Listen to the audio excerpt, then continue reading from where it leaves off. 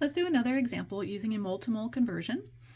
This example involves a combustion reaction. It's the combustion of propane. Now the first thing we need to do is write the balanced chemical equation so we have the coefficients in order to use the molar ratios to convert from the number of moles of one substance to the number of moles of another substance. So the balanced chemical equation again involves propane. Now propane is a hydrocarbon. Pro meaning it contains 3 carbon atoms, ane referring to the single bonds that link them together. So if you forget the formula for propane, you can write 3 carbon atoms in a row and fill in the remaining bonding domains with hydrogen atoms. So propane has 3 carbon atoms and 3, 6, 7, 8 hydrogen atoms for a formula of C3H8. The generic equation for a linear alkane is CnH2n plus 2. So however many carbon atoms you have, like 3, you can take 2 times 3, giving us 6, plus 2 more for the carbons at the end, giving us 8 hydrogen atoms.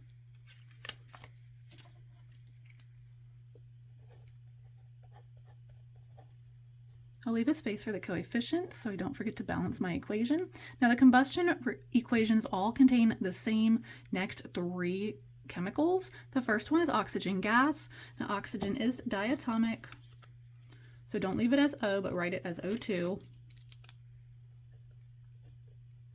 So the reactants of a combustion equation are the hydrocarbon and the oxygen, and the products are carbon dioxide gas and water vapor, which is also a gas. To balance this, we'll balance the carbon atoms first, 3 carbon atoms in the reactants. We'll put a 3 here for 3 carbons in the products. Next, you want to balance your hydrogen atoms. There are 8 hydrogen atoms in the reactants. 2 times 4 gives me 8 in the products. Lastly, balance the oxygen, keeping in mind that the coefficient in front of water should always be even. 4 times 1 will give me 4, and 3 times 2 will give me 6. So 6 plus 4 gives me 10. 10 divided by 2 gives me 5.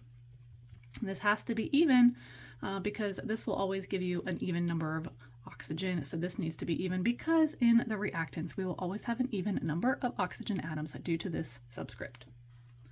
Now the combustion of propane always has the same equation.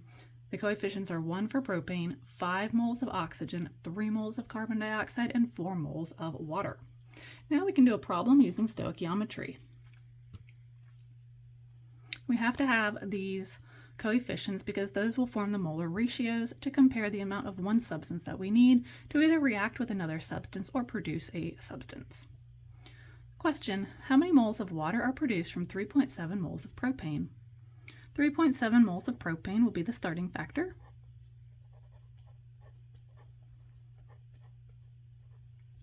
Now I know that 1 mole of propane is going to produce 4 moles of water. So in other words, no matter how much propane I put in, I'm always going to get 4 times the amount of water out in moles as I put in. So 3.7 times 4 would give me my answer. Now to set this up using conversion factors, the thing you need here is the molar ratio. So this conversion factor will be composed of the coefficients that tells us the moles that we need of propane. So we need 1 mole of propane to produce 4 moles of water. Again, that came from right here, that coefficient. And that's going to give us that 3.7 times 4.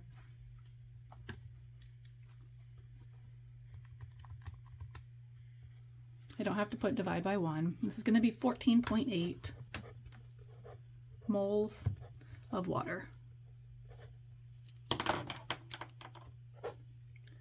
Cancel the units and substances, and whatever does not cancel is your ending unit and substance. Let's try another question.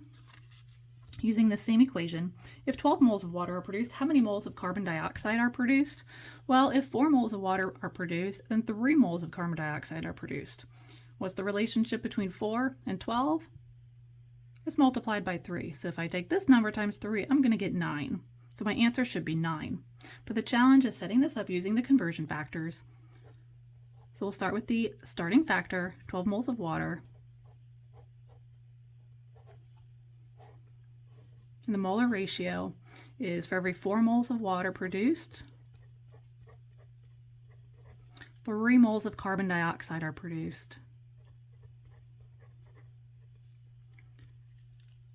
So 12 times 3/4 should give us 9, and it does.